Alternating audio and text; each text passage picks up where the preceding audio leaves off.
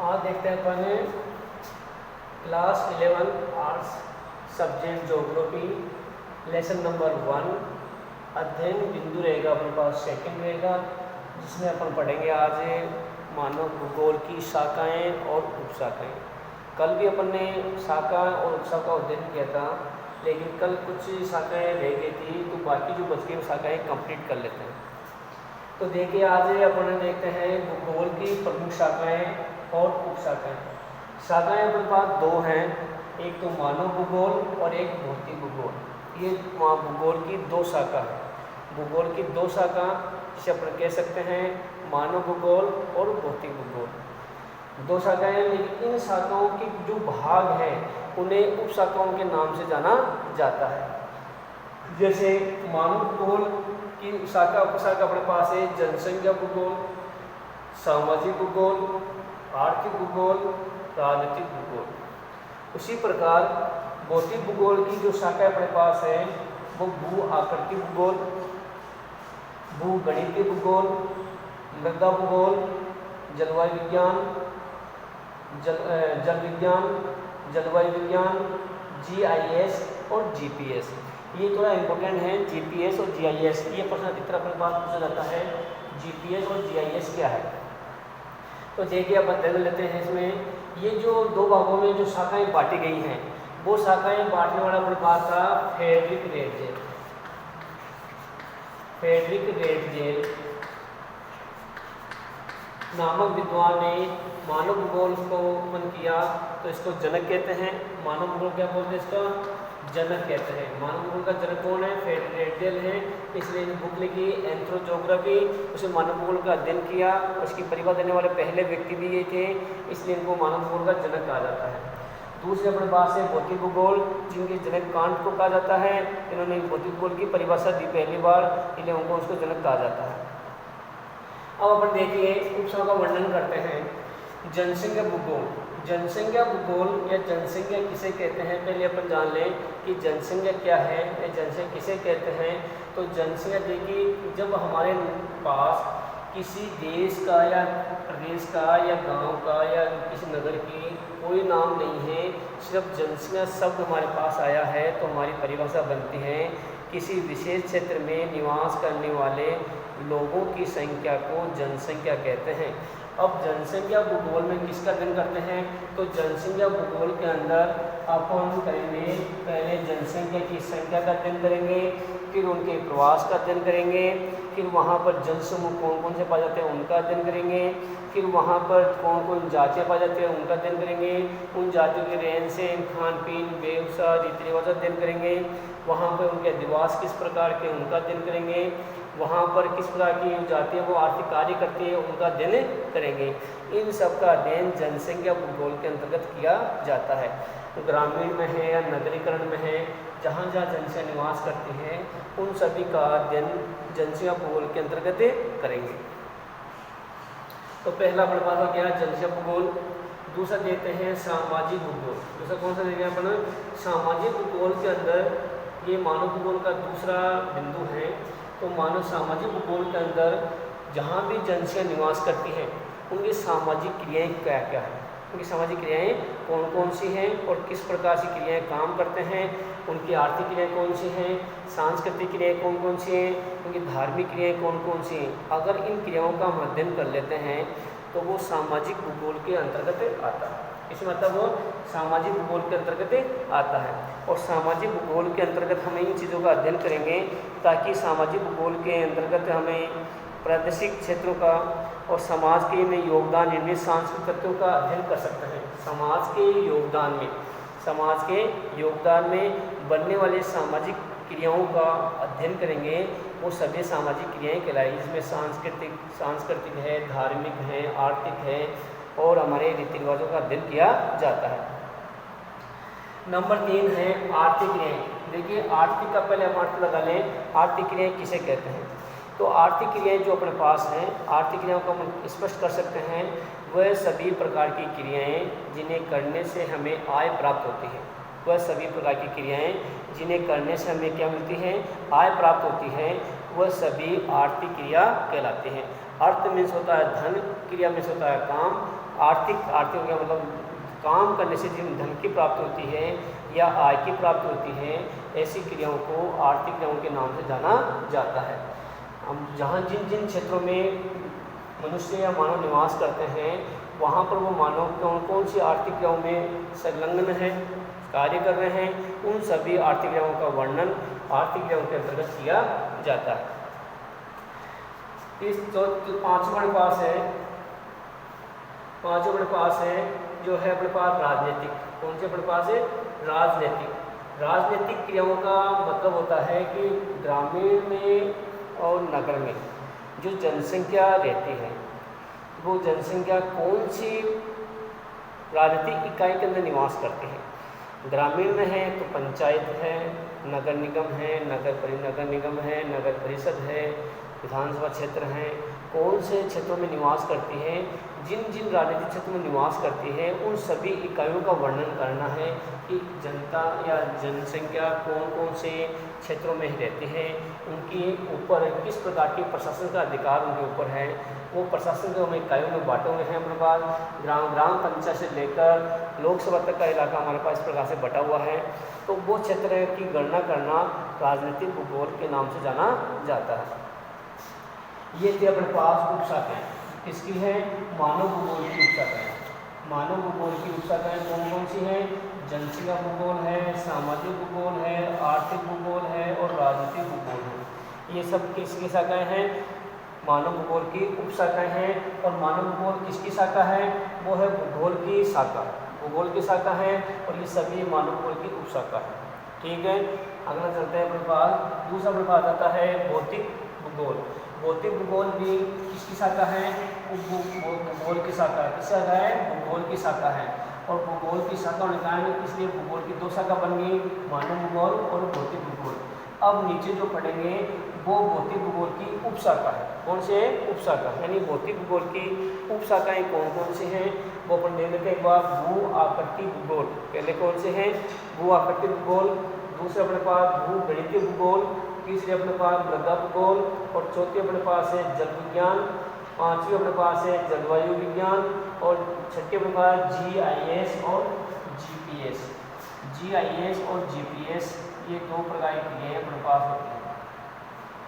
अब देखिए पहली उपशाखा पढ़ते हैं भू, यानी होती है पृथ्वी। कौन सी होती है? पृथ्वी होती है। आकृति यानी पृथ्वी कौन कौन सी आकृतियाँ पाई जाती हैं। तो पृथ्वी पर अनेक प्रकार की आकृतियाँ पाई जाती हैं। पर्वत है, पठार है, मैदान है, मरुस्थल है और पहाड़ियाँ हैं, तटवर्ती क्षेत्र है। तटवर्ती क्षेत्र ये सभी पृथ्वी की आकृतियाँ पाई जाती हैं। तो पृथ्वी की आकृतियाँ कौन सी होगी? पहला अपने पास है भू यानी पृथ्वी। भू मीन्स क्या होती है? पृथ्वी। और आकृति मीन्स होती है पृथ्वी पाई जाने जो आकृति, जिस प्रकार हमारे शरीर पर आकृतियाँ पाई जाती है, आँख, कान, नाक, हाथ पाए जाते हैं, उसी प्रकार पृथ्वी पर भी विभिन्न प्रकार की आकृतियाँ पाई जाती हैं। जैसे पर्वत है, पठार है, मैदान है, मरुस्थल है, तटवर्ती क्षेत्र है और पहाड़ी क्षेत्र हैं।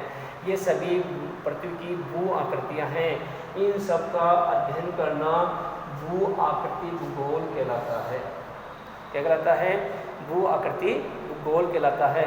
इसकी आकृतियाँ, ये पृथ्वी की आकृतियों का अध्ययन किया जाता है, जिसमें लिखा है भू आकृति भूगोल, यानी पृथ्वी की विभिन्न आकृतियों का वर्णन करना भू आकृति भूगोल कहलाता है। तो देखिए हमारे पास दूसरा अपने पास है भूगणितीय भूगोल। कौन सा अपने पास है? भूगणितीय। तो भू मीन्स होगी पृथ्वी। पृथ्वी। अब पृथ्वी जो हमारे पास है इसकी गणना किस आधार पर करते हैं? पर गणितीय पद्धति के आधार पर इसकी गणित रचना करते हैं या गणना करते हैं। किस आधार पर करते हैं? गणितीय आधार पर। पृथ्वी की गणना अगर गणितीय आधार पर करते हैं तो वो क्या कहलाती है? भूगणितीय भूगोल। भूगणितीय भूगोल की वजह बता दिया आपको मैंने कि पृथ्वी की गणना गणितीय पद्धति के आधार पर अगर की जाती है तो वो भूगणितीय भूगोल के नाम से जाना जाएगा। जैसे मान लीजिए पंडित है या अपने पास भूगोल वेता है, वो गणित की पद्धति का जैसे लंबाई कितनी है, चौड़ाई कितनी है, कितनी गहराई में है, कितनी ऊंचाई में है, सूर्य से कितनी दूरी में है, तारों की कितनी दूरी में, ये सब गणना गणितीय पद्धति के आधार पर होती है। इसलिए इस पद्धति को कहा जाता है गणितीय भूगोल या भूगणितीय भूगोल के नाम से जाना जाता है। तीसरा देखिए अपने पास मृदा भूगोल है। तो मृदा भूगोल को जो समझ लेते हैं अपन कि मृदा भूगोल क्या है। देखिए मृदा होती है दो प्रकार की होती है, एक तो होती है कणों के आधार पर और एक होती है अपने पास रंगों के आधार पर, रंगों के आधार पर। दो प्रकार की होती है, तो कणों के आधार पर, एक होती है रंगों के आधार पर। कणों के आधार पर तीन प्रकार की होती है, चीका, बलुई और दोमट। ये तीन प्रकार की होती है, चीका, बलुई और दोमट, ये होती है कणों के आधार पर। और रंगों के आधार पर होती है 6 प्रकार की। कितने प्रकार होती है? 6 प्रकार की, लाल, काली, पीली, भूरी, सफ़ेद, हरी, भूरी या भूरी पीली, इस प्रकार से 6 प्रकार की होती हैं। तो मृदा इसे कहते हैं, तो ये समझ लें धरातल के ऊपरी भाग पर पाए जाने वाले कोमल कणों से युक्त, जिसमें ह्यूमस की मात्रा हो, जिसमें क्या हो, ह्यूमस की मात्रा हो, उसे मृदा कहते हैं। मृदा दो प्रकार की होती है, कणों के आधार पर और रंगों के आधार पर। कणों के आधार पर होती है 3 प्रकार की, रंगों के आधार पर होती है 6 प्रकार की। दोनों में इस प्रकार से मिलाकर अपन काम कर सकते हैं। तो चीका, दोमट और बलुई, ये मृदा इन सब की गणना करना मृदा भूगोल कहलाता है। और अपने पास है जल विज्ञान। जल विज्ञान का मतलब होता है कि इस पृथ्वी के कितने प्रतिशत भाग पर जल है, पृथ्वी के कितने प्रतिशत भाग पर जल हैं और कितने प्रतिशत भाग पर स्थलमंडल हैं।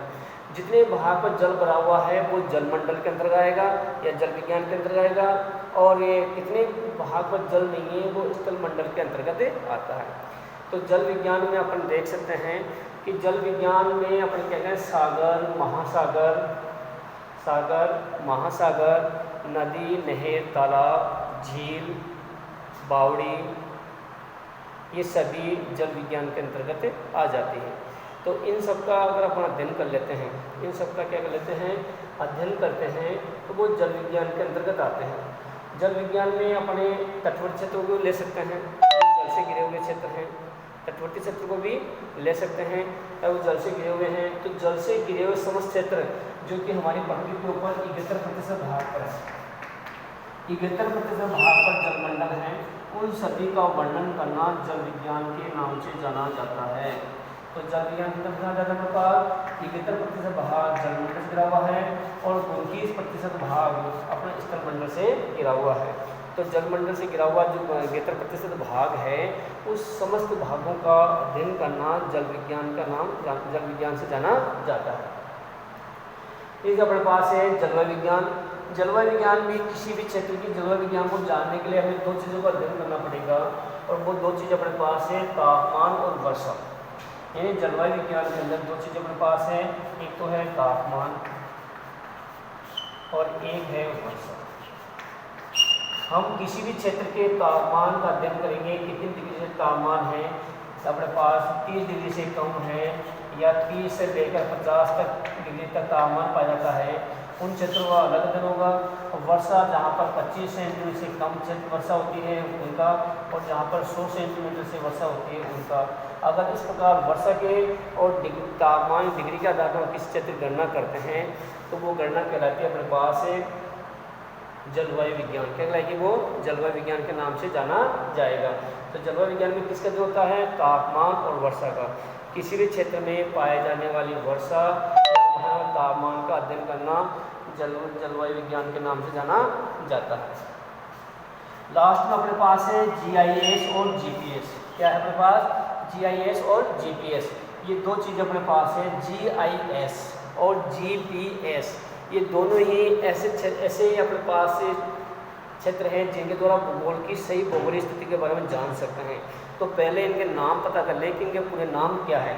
तो GIS का मतलब होता है, जो मैं लिख देता हूँ यहाँ पे, GIS ये होता है GPS। GIS का अपना होता है geography information system. Geography information system और जीपीएस होता है व्यवस्थित स्थिति तंत्र। यानी होगा अपने पास ज्योग्राफी प्लेस सिस्टम, दो प्रकार के अपने पास प्रोनाउन हो गया। हिंदी बोलते हैं इसको भूगोल भौगोलिक सूचना तंत्र, हिंदी में क्या बोलते हैं भौगोलिक सूचना तंत्र, यानी ज्योग्राफी इंफॉर्मेशन सिस्टम का हिंदी में हो गया भौगोलिक सूचना तंत्र। और जीपीएस का हिंदी में हो गया अपने पास, इंग्लिश में बोलते हैं ज्योग्राफी प्लेस सिस्टम, हिंदी बोलते हैं व्यवसायिक स्थिति तंत्र, व्यवसायिक स्थिति तंत्र। इन दोनों के बारे में, इन दोनों से द्वारा हम पृथ्वी की किसी भी क्षेत्र की गणना कर सकते हैं, किसी भी भौगोलिक तंत्र की गणना कर सकते हैं। तो ये दोनों चीज़ हमारे सबसे ज़्यादा इम्पोर्टेंट है। ये दोनों ही हमें प्रैक्टिकल से लेकर थ्योरी तक में हमारे पूछा जा सकता है। तो दोनों के नाम और दोनों के हिंदी में नाम, अंग्रेजी में नाम और क्या काम आते हैं, ये भूगोल की सही गणना करने में काम आते हैं जीआईएस। और जीपीएस भूगोल की व्यवस्थित क्षेत्रों के बारे में ज्ञात करने, स्थिति ज्ञात करने में काम आते हैं। तो इस प्रकार से हमारे पास दो टॉपिक हो गए, जीपीएस और जीआईएस, जिन द्वारा हम भूगोल की सही गणना कर सकते हैं। इस आधार पर हम देखते हैं कि भूगोल का जो शाखाएँ थी वो 2 शाखाएँ हो गई, भौतिक भूगोल हो गई, मानव भूगोल हो गई, और ये अपने पास 5-5, 7-7 शाखाएँ हो गई, जिनके बारे में आपको स्पष्ट रूप से जवाब दे दिया गया है। फिर भी अगर कोई दिक्कत है तो आप बताएं क्या दिक्कत है, इसमें वो दिक्कत आपकी दूर कर दी जाएगी। और भी कुछ अपने पॉइंट हैं तो इस पॉइंट पे आप देखिए। अगर आपसे पूछे भूगोल क्या है, भूगोल क्या है, रिचर्ड के अनुसार भूगोल क्या है, अपने पास वैज्ञानिक हैं रिचर्ड हॉडसन। रिचर्ड हॉडसन के द्वारा भूगोल क्या है, तो हॉडसन ये कहता है भूगोल का उद्देश्य धरातल की प्रादेशिक क्षेत्रीय भिन्नताओं का वर्णन और अध्ययन करना भूगोल कहलाता है। प्रश्न आ गया, भूगोल क्या है, रिचर्ड हॉडसन के अनुसार बताइए। तो आपको बताना है भूगोल का उद्देश्य होता है धरातल की प्रादेशिक और क्षेत्रीय भिन्नताओं का वर्णन और व्याख्या करना भूगोल कहलाता है। जबकि वैज्ञानिक अल्फ्रेड हैटनर ने इसकी परिभाषा अलग दी है। हैटनर ये कहते हैं भूगोल धरातल के विभिन्न भागों में कारणात्मक रूप से संबंधित तथ्यों से भिन्नता का अपेक्षित अध्ययन करती हैं, भिन्नता का अध्ययन करती हैं, उसे भूगोल कहते हैं। तो दोनों की परिभाषा याद कर लें, रिचर्ड हॉडसन की याद कर लें और अल्फ्रेड हैटनर की परिभाषा भी याद कर लें। दोनों को मिलाकर अपना आराम से इसके परिभाषा बता सकते हैं। कई प्रश्न था भूगोल क्या है, तो आप दोनों से एक जवाब दे सकते हैं। Thank you.